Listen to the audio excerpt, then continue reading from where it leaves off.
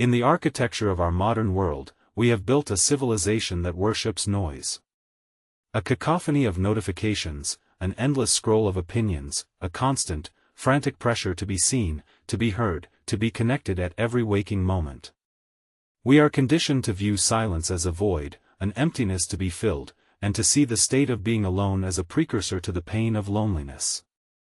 It is a fundamental fear that our culture capitalizes on, whispering that if we are not part of the crowd, we are fundamentally lacking. Yet, beyond this relentless hum, there exists a profound and ancient truth, a truth understood not in the lecture halls of the world, but in the quiet corridors of the self. It is the truth that for a mind attuned to depth, clarity, and purpose, solitude is not a void, but a sanctuary. It is not an absence, but a presence. Through the timeless wisdom of masters like Shi Heng Yi, who have spent lifetimes exploring the inner landscape, we can begin to understand this paradox not as a problem to be solved, but as a path to be walked, a path toward a strength and a freedom that the noisy world can neither offer nor comprehend. Before we embark on this deeper exploration into the sanctuary of the self, if you feel a quiet recognition in these words, a resonance with this less traveled path, we invite you to subscribe to our channel and to like this video. Your engagement helps this message of contemplative strength find its way to others who may be seeking it. And we warmly invite you to share your own experience in the comments below. Does this happen to you, or do you know someone who has chosen this path? Your collective wisdom enriches this space for everyone. For a mind that naturally seeks depth, navigating the social world can often feel like a form of strenuous labor. It is the labor of performance. One must wear the appropriate mask for the occasion, engage in the ritual of small talk, a language that communicates presence but often conceals the person. This is more than a simple annoyance, it is an energetic transaction that, for the intelligent mind, often results in a significant deficit. Imagine spending your days meticulously building a complex, beautiful structure within your mind, only to be asked repeatedly to leave it to discuss the color of the bricks on the sidewalk. It is a form of psychic whiplash. The retreat into solitude is therefore not an act of disdain for others, but an act of profound respect for one's own inner world.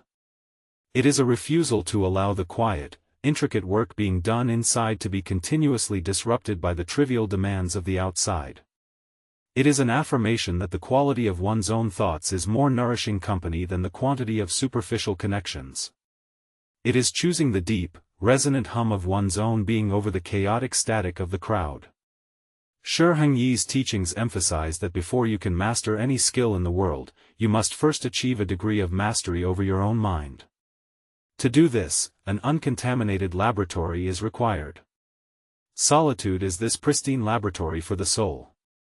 In the chaos of daily interaction, our minds are a flurry of reactions, biases, and unfiltered inputs, a constantly shaken jar of muddy water, as the ancient sages would say, through which no light can pass. Clarity is impossible. But when one enters the sanctuary of solitude, the frantic motion ceases. The mud of external opinions, of anxieties, of others' expectations, is allowed to slowly, gently settle. And for the first time, the water becomes clear. In this clarity, one can finally see their own thoughts for what they are. They can distinguish their own voice from the echoes of others. This is the space where creativity is no longer a happy accident but a cultivated practice. It is where the solution to a complex problem, which evaded the conscious mind for weeks, can surface gracefully from the subconscious depths. It is not an escape from reality, it is a deep dive into it, allowing one to return to the world not as a reactor, but as a conscious and deliberate actor.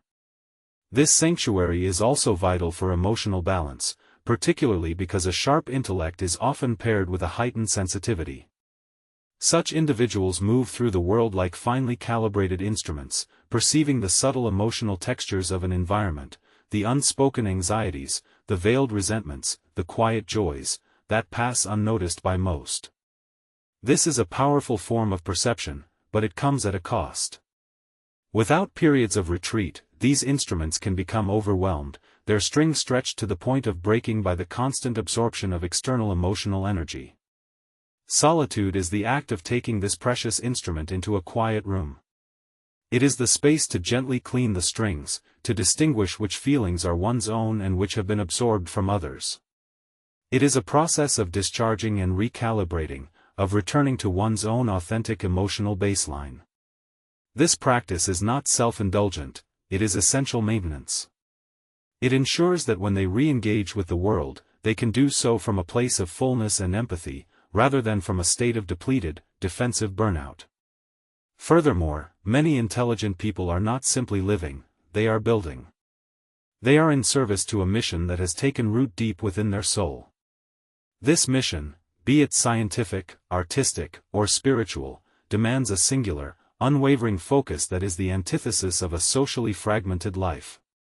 Mastery in any meaningful endeavor is not born from committee meetings or social gatherings, it is born from thousands of hours of deliberate, solitary practice. The writer must face the blank page alone. The scientist must spend countless nights alone with their data. The mystic must sit alone in meditation. This solitude is not a sacrifice they begrudgingly make. For many, it is a state of blissful immersion, a state of flow, where the self, the work, and time itself seem to merge into one seamless experience. Their choice to be alone is therefore an act of supreme dedication. It is a conscious decision to channel their life force into a single, powerful river of purpose, rather than letting it dissipate into 100 shallow, meandering streams of social obligation. Ultimately, the wisdom of this path lies in understanding the profound difference between the state of being alone and the feeling of being lonely. Loneliness is a disease of the spirit, a poverty of the self. It is the painful awareness of an inner emptiness, a void that one frantically tries to fill with the attention and validation of others. Solitude, by contrast, is a sign of inner wealth. It is the quiet confidence of knowing that you are complete within yourself. It is having cultivated such a rich, fascinating inner landscape, a world of ideas, memories, questions, and passions, that your own company is a source of endless discovery. This is the inner citadel the Stoics spoke of, a fortress of peace built brick by brick through self-knowledge and self-acceptance. A person who has built this citadel is truly free. They can engage with the world with an open heart because they do not need anything from it. Their relationships become purer, based on genuine affection and shared resonance, not on a desperate need to escape themselves. This is the invitation being extended to you. You do not need to renounce the world. But you can begin a pilgrimage to your own center. Begin by carving out small, sacred pockets of silence in your day. Take a 10-minute walk and leave your devices behind, focusing only on your breath and the feeling of your feet on the earth. Designate a chair in your home as a space for quiet reflection, with no purpose other than to simply be with yourself. Learn to enjoy a meal in silence, tasting the food without distraction. These are not acts of deprivation, they are radical acts of self-love in a world that profits from your distraction. Treat your time alone as a meeting with your most important friend. Listen. Be curious. Be patient. For in the quiet, you will not find emptiness. You will find the person you were always meant to be, waiting patiently for you to finally come home.